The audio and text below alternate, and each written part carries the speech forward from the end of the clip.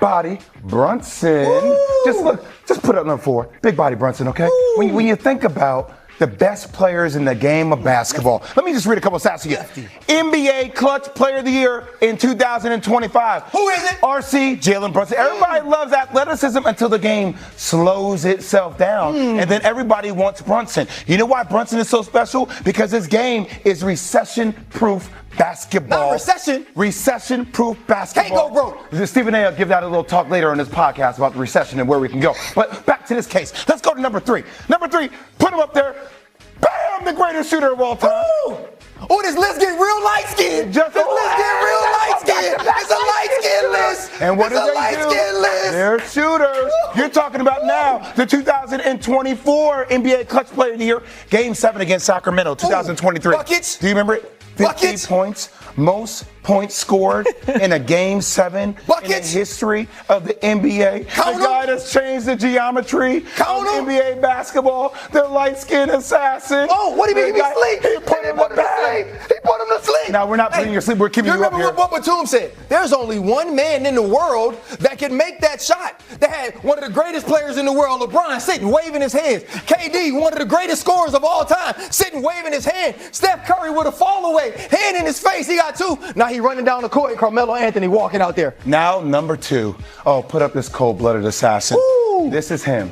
I'm just going to call him Himmy. I don't even think I need to give you a lot of stats about Alexander. He can dress. Let's talk about he leads the league in clutch points. He's the 2026 NBA Clutch Player of the Year. Mid-range. And we've all assessed this, that when you need a bucket the most, there's nobody more silky smooth than SGA for the bucket. RC, drop number 1. Mid-range game. And at number 1, we going with Patrick Mahomes. Somebody told me he had 3 rings. Ooh. Somebody told me until last year he had never had a season when he was starting that he wasn't in the AFC Championship.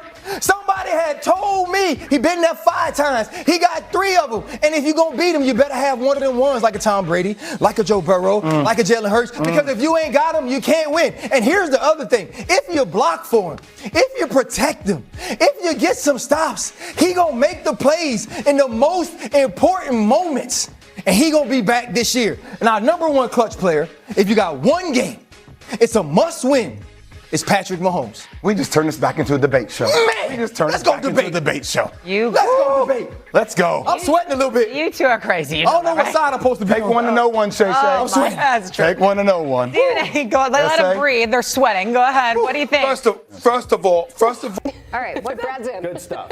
Good stuff. In there. What about a guy like Ja Morant? You know, he remains just a huge name in the league. Another tough year in Memphis over there. How do you see that playing? He's in a different boat. He's a guy that is damaged goods now. He's like he is. He's I mean, listen, Trae Young had to go to the Wizards for nothing. They salary cap dumped him. He's going to have to sign a player extension or a player option this year because no one's ready to give him a long-term deal, certainly not for the money that he thinks he should command. And Ja Morant's the same thing. He has to completely reinvigorate his value. He has to completely reprove himself as anything close to a franchise player. So these kind of guys are the teams you start looking at are like the Sacramento Kings, where like you have to go and rehabilitate, and there's no contender that says, I'm going to bring in Ja Morant and give up real assets for him. No way. No, they're not. They would have to attack at this point. They tried at the trade deadline. They wanted to get off him. Once they got off Jaren Jackson, they wanted to get off him. Those guys are so invaluable at the moment that you actually have to attach draft capital to them to entice a team to take them on. Nobody actually is going to give you the draft capital. That's the bottom line. I disagree completely. I think Ja Morant is still, yes, it's been unfortunate. I also think Memphis just wasn't, it got to a point in Memphis where it just was not working anymore. And sometimes a player needs new life, a new atmosphere to get back to the player that we once knew and loved. And Ja Morant is immensely talented. And when he is healthy, he is a force with any team that he plays with. It's just all the other things sometimes, right? But I actually think a Ja Morant would fit nicely in like a Phoenix. And I'll tell you why. I think the Phoenix Suns are a team that has kind of struggled to get over the hump in the Western Conference. We saw them figure it out a little bit this regular season, and obviously the postseason didn't go the way they wanted to as well. But I think, Devin Booker, you bring Ja Morant to that situation, a true point guard. Devin Booker gets to go back to play a position, his true position, which is a shooting guard. That allows you have a true point guard that they haven't had since the Chris Paul era to run the the offense. Devin Booker does what he does well. Dylan Brooks, more than likely, there's rumors that he may be on the move, but if I'm Phoenix, I'm trying to retain him. They have enough of the additional pieces to make it interesting for the Memphis Grizzlies, who aren't going to be competitive in the in the Western Conference. Let's be very clear about that. They're in a complete rebuild, but that's okay, because when you're trading with a team that's in a rebuild, sometimes they're not as picky, especially when they're trying to offload a player like John Morant, who's not part of their future plan. I don't think that John Morant is this wasted cause. I don't think that he's damaged goods. I still think you put him in the right situation, let him do what he does well, and don't make him your number one option, which he wouldn't be in Phoenix, and you can get a different version of him. I just think it has to be a different fit than what he was responsible for in Memphis. Yeah, Phoenix is a good example.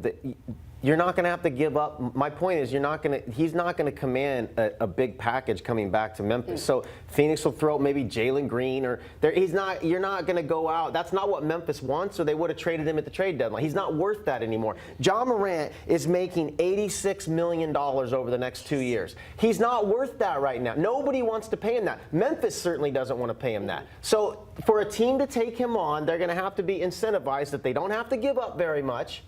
And then Memphis is just going to have to say, beggars can't be choosers. We tried at the trade deadline to command a real package with real assets. Nobody wants. Same thing with Trae Young. Nobody's biting. So they have to go. But Phoenix is a good example of a team that, you traded a Jalen Green back, and he goes, and if he does well there, he can rehabilitate. But in this day and age of the second apron, to be paying $86 million, you're seeing it with Joel Embiid. You're seeing it with Trae Young with a $49 million player option. These guys aren't worth that much money anymore, that are one-way players and that haven't proven to be winning players in recent years. Yeah, 26 years old, so still very a lot obviously, of to basketball Ashley's point, still extremely talented. Yeah. So a team can say, let's take an upside swing, and maybe he turns a corner again. But I don't think they're going to give up a ton to take the swing. Yet you still call him damaged goods. I do, yeah. Basketball, he is. If he wasn't, he would already be traded. Okay. If well, you can tell me if I'm off base here, but I'm going to do a transition. Speaking of potential damaged goods, Anthony Davis. Oh my God, guys! What do we think? We didn't even have a picture of him in the Wiz jersey for the graphic. In this day and age, we couldn't figure out a way to get one on there. Could have just asked ChatGPT to make Shout out to the Wizards. They traded for Trae and yeah. Anthony Davis and didn't even play him and got the first pick. Yeah, so that's why the tanking rules. I think Anthony Davis is probably the most peculiar case of all the players that we just mentioned. The market is not great, but I do think that when you talk about the Wizards, there is an option for, and Brad and I were kind of arguing about this yesterday, but I think what's going to happen with Washington is I don't expect them to make this drastic leap from being where they are to a playoff team. I believe they secure that number one pick. They get their player. We all know it's more than likely going to be AJ, but it could change, but let's just say. I think you keep Trae Young. I think you keep Anthony Davis.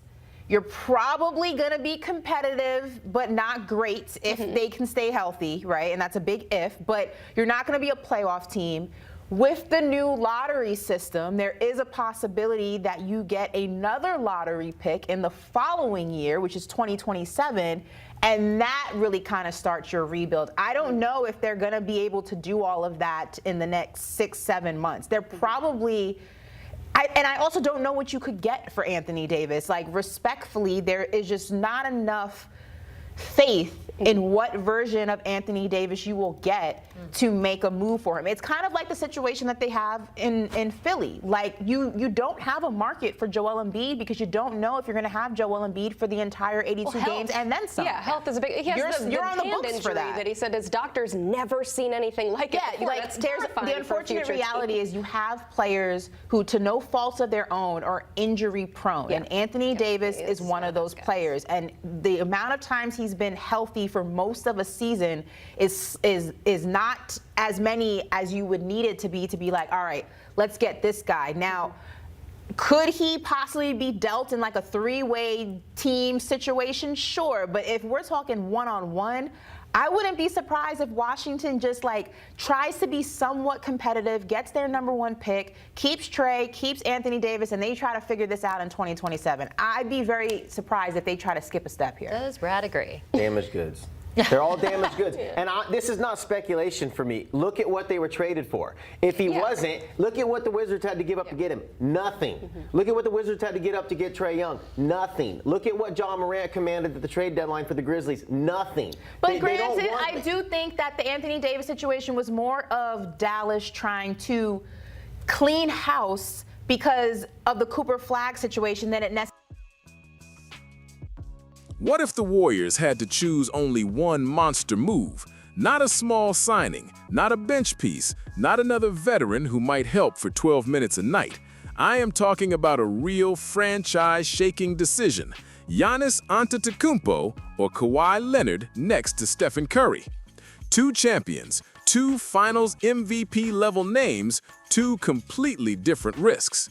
And for Golden State, this is not just about who is the bigger star. This is about who gives Curry the biggest return before the clock runs out. Let's start with Giannis, because this is the name that makes the whole league nervous. Giannis in a Warriors jersey would not be normal. That would be a physical earthquake. Golden State has spent years living through skill, spacing, movement, shooting, timing, and Curry gravity.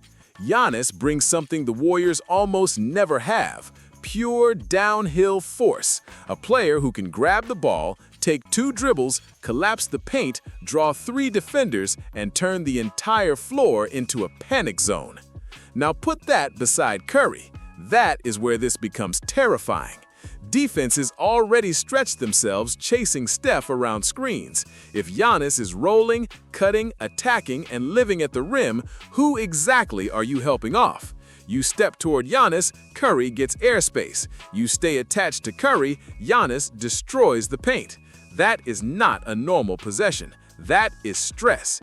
And the numbers back up the idea that Giannis is still a massive engine. He is still producing like a superstar, still giving Milwaukee elite scoring, rebounding, and playmaking from the front court. The concern is not impact. The concern is cost. If Golden State calls Milwaukee, this is not a polite conversation. This is not take 2 role players and a second-round pick. This would be painful. Draymond Green could be involved just for salary and role overlap. Young players could be involved. Picks could be involved. The front office would have to decide whether keeping the old emotional core matters more than giving Curry and Jimmy Butler a real physical superstar who changes the West overnight. Now, Kawhi Leonard is a different conversation. Kawhi is not the same kind of athletic storm as Giannis, but when he is healthy, he might be the cleaner basketball fit. He can play in the half court, he can defend wings, he can score without needing the entire offense built around him. He can get to his spots, he can punish switches, he can close playoff games without rushing.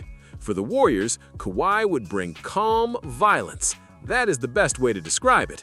No wasted motion, no noise, just mid-range control, strong defense, championship scars, and the ability to look at a playoff defense and say, I have seen this before.